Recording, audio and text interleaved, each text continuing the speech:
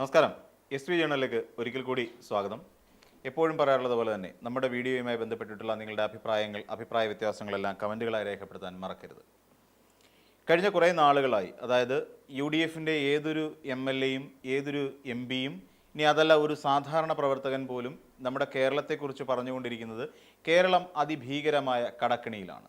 അങ്ങനെ കേരളത്തെ കടക്കണിയിലേക്ക് തള്ളിവിട്ട മുഖ്യമന്ത്രിയുടെ പേര് പിണറായി വിജയൻ എന്നാണ്. എന്നാൽ സംഭവം അങ്ങനെയാണോ? നമുക്കറിയാം, കാലങ്ങളായി സംസ്ഥാനത്ത് കടക്കണിയിൽ തന്നെയാണ്. നമുക്കറിയാം, ഒരു മുഖ്യമന്ത്രി, അതായത് മുഖ്യമന്ത്രിയുടെ പേര് AK ആൻ്റണി എന്നാണ്. ആ AK ആൻ്റണി ഒരു ഘട്ടത്തിൽ നമ്മളോട് പറഞ്ഞത്, ഇവിടെ നിങ്ങൾ സർക്കാർ ജീവനക്കാരോട് പറഞ്ഞത് നിങ്ങൾ മുണ്ടുമുറുക്കിയെടുത്ത് ജീവിക്കാൻ ശീലിക്കുക എന്നുള്ളതായിരുന്നു. എന്ന് വെച്ചാൽ ആ സമയത്ത് തന്നെ സാധാരണക്കാർക്കോ സർക്കാർ ജീവനക്കാർക്കോ ശമ്പളം കൊടുക്കാനുള്ള വകുപ്പ് പോലും ഇല്ല. ഇതേ പാർട്ടിയുടെ VD സതീശൻ ഇന്ന് പറയുന്നു ട്രഷറികളിൽ പൂച്ച പെറ്റുകിടക്കുന്നു. എന്നിട്ട് അതിനെക്കുറിച്ച് കൂടുതൽ വിശദമായി സതീശൻ പറയുന്നത്, ഈ പൂച്ച എന്ന് പറയുന്ന സാധനം ഒരു ശല്യവുമില്ലാത്ത ഭാഗങ്ങളിൽ മാത്രമേ പ്രസവിക്കാറുള്ളൂ എന്നാണ്. അപ്പോൾ അതുകൊണ്ട് ട്രഷറി എന്ന് പറയുന്ന ഒരു സ്ഥാപനം തീരെ ആളനക്കമില്ലാതെ ഒഴിഞ്ഞു കിടക്കുന്ന ഒരു സ്ഥലമായതുകൊണ്ട് തന്നെ അവിടെ പൂച്ച സുഖപ്രസവത്തിനായി തിരഞ്ഞെടുത്ത ഒരു ഈറ്റില്ലമാണ് എന്ന് പറയുന്നു. അപ്പോൾ സർക്കാരിൻ്റെ ട്രഷറി പൂട്ടിയിടേണ്ട ഒരു ഗതികേട് നമ്മുടെ സംസ്ഥാനത്തിന് ഉണ്ടായിട്ടുണ്ടോ? ഇല്ല. ഇവിടെ മറ്റൊരു കാര്യം, അതിനുശേഷം ഇവിടെ കൊടുക്കാൻ ഇരിക്കുന്ന പെൻഷൻ, അതായത് സംസ്ഥാനം കൊടുക്കേണ്ടിയിരുന്ന പെൻഷൻ 2040 എത്തിയാൽ പോലും കൊടുത്തു തീർക്കാൻ കഴിയാത്തത്രയും ഭീകരമായ അവസ്ഥയിലാണ് സംസ്ഥാനത്തിൻ്റെ സാമ്പത്തിക സ്ഥിതി എന്ന് വ്യക്തമാക്കിയ ഒരു മുഖ്യമന്ത്രി 2016 വരെ കേരളം ഭരിച്ചിരുന്നു. ആ മുഖ്യമന്ത്രിയുടെ പേര് ഉമ്മൻചാണ്ടി എന്ന് തന്നെയാണ്. അപ്പോൾ നമുക്കറിയാം, UDFിൻ്റെ 2 കാലഘട്ടങ്ങൾ നമ്മളെടുത്ത് പരിശോധിക്കുമ്പോഴും കടത്തിൻ്റെ കാര്യത്തിലും സാമ്പത്തികമായി ദാരിദ്ര്യാവസ്ഥയിൽ കഴിഞ്ഞുകൊണ്ടിരുന്ന ഒരു ജനതയാണ് ഇപ്പോഴും കേരളത്തിൽ തുടരുന്നത് എന്നർത്ഥം. എന്നാൽ ഒരു കടത്തിൻ്റെ തോത് എങ്ങനെയാണ് വിലയിരുത്തപ്പെടുന്നത് എന്നുള്ളതാണ്. കടത്തിൻ്റെ തോത് വിലയിരുത്തപ്പെടുന്നത് നമ്മളുടെ റവന്യൂവുമായി ബന്ധപ്പെട്ടുകൊണ്ടാണ്, അല്ലെങ്കിൽ നമ്മുടെ GSDP, അതായത് നമ്മുടെ ആഭ്യന്തര ഉൽപ്പാദനവുമായി ബന്ധപ്പെടുത്തിക്കൊണ്ട് വേണം നമ്മളെപ്പോഴും കടത്തെ വിലയിരുത്താൻ. ഉദാഹരണമായി പറഞ്ഞാൽ, അതായത് നമ്മളെല്ലാവരും ലോണുകൾ എടുക്കുന്ന ആളുകളാണ്. ലോൺ എടുക്കുക എന്ന് വെച്ച് കഴിഞ്ഞാൽ നമ്മളുടെ തിരിച്ചടവിൻ്റെ ശേഷി അനുസരിച്ചിട്ടാണ് പലപ്പോഴും നമുക്ക് ലോൺ ലഭിക്കുന്നത്. നമ്മുടെ സാലറിഡ് ആയിട്ടുള്ള ആൾക്കാരാണെന്നുണ്ടെങ്കിൽ നമ്മുടെ ശമ്പളത്തിൻ്റെ ഒരു നിശ്ചിത പെർസെൻറ്റേജ് മാത്രം തിരിച്ചടയ്ക്കാൻ കഴിയുന്ന തരത്തിൽ മാത്രമായിരിക്കും നമുക്ക് മിക്കവാറും 25 മുതൽ 30% വരെ ആയിരിക്കും നമ്മളുടെ തിരിച്ചടവിൻ്റെ ആ ഒരു ക്വാളിഫിക്കേഷൻ നിർണ്ണയിക്കപ്പെടുക, അല്ലെങ്കിൽ നമ്മുടെ ആ ഒരു കഴിവ് നിർണ്ണയിക്കപ്പെടുന്നത്.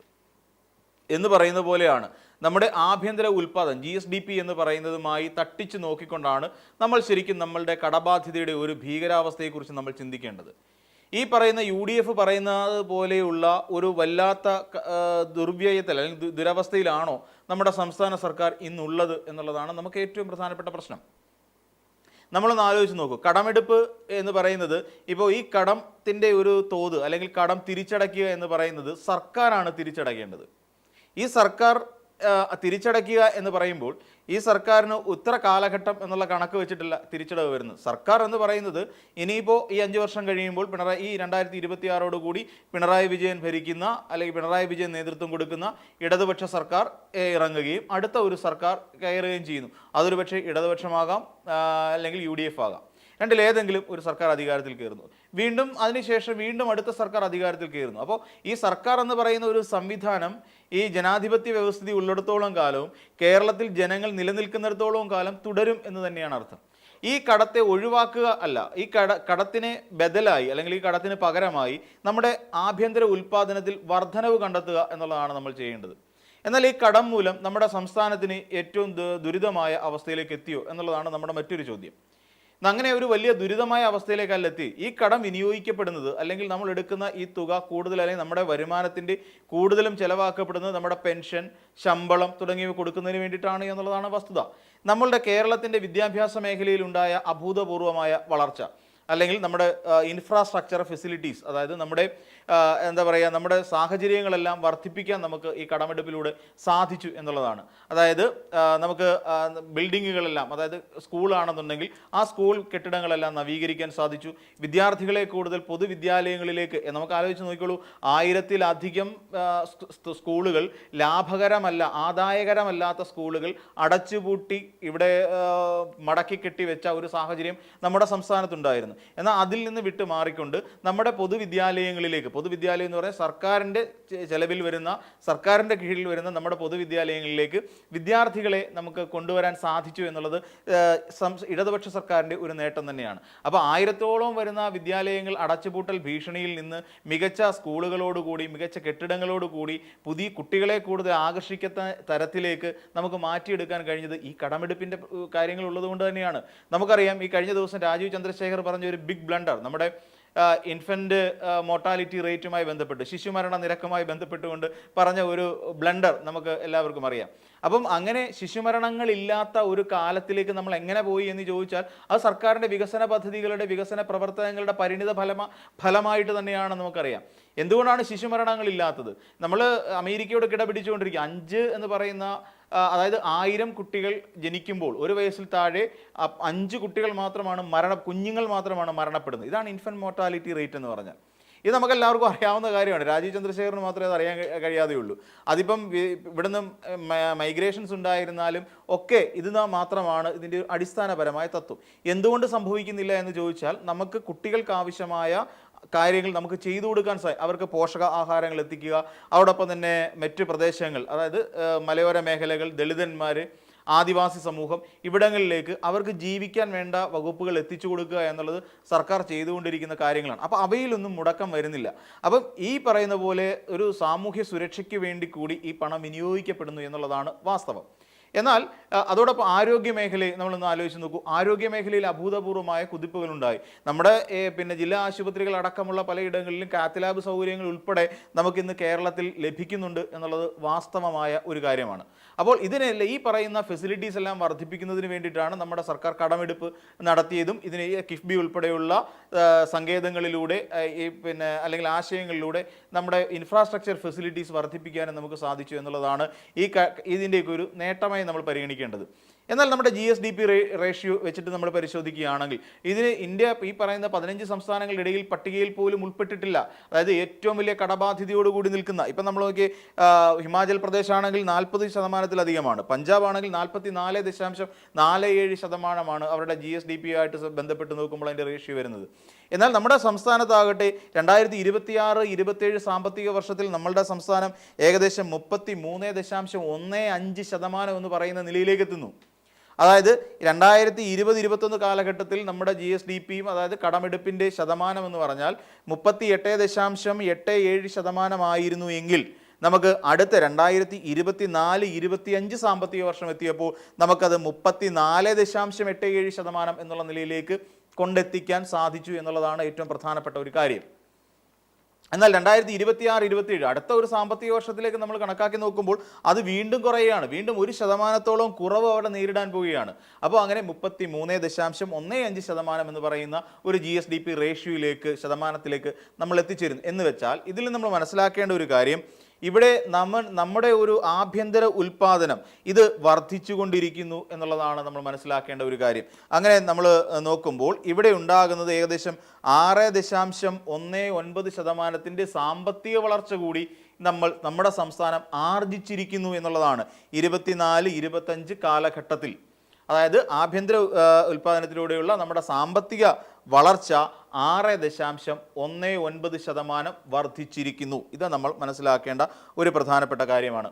ഈ 2024-25 വരെയുള്ള കണക്കുകൾ പ്രകാരം നോക്കിയാൽ നമ്മുടെ സംസ്ഥാനത്തിന് 3,10,15.86 ലക്ഷം കോടി രൂപ ആണ് നമ്മളെ സംബന്ധിച്ചിടത്തോളം ഇപ്പോൾ ഉള്ള നിലവിലുള്ള കടബാധ്യത എന്ന് നമുക്ക് പറയേണ്ടി വരും.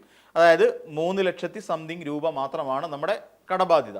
എന്നാൽ ഇത് നമ്മുടെ കേന്ദ്ര സർക്കാരുമായി തട്ടിച്ചു നോക്കുമ്പോൾ ഇവിടെ പറയുന്നില്ലേ, BJP-ക്കാരും ഉയർത്തിക്കൊണ്ടിരിക്കുന്ന പ്രധാനപ്പെട്ട ആരോപണം അത് തന്നെയാണ്. നമ്മുടെ സംസ്ഥാനം കടക്കിണിയിലാണ്. നമുക്കറിയാം, ഇവിടെ ഈ പറയുന്ന സാമ്പത്തിക പരാധീനത കാരണം പെൻഷൻ കൊടുത്തു തീർക്കാൻ സാധിക്കാത്തൊരവസ്ഥയുണ്ടായിരുന്നു. അതോടൊപ്പം തന്നെ നമ്മുടെ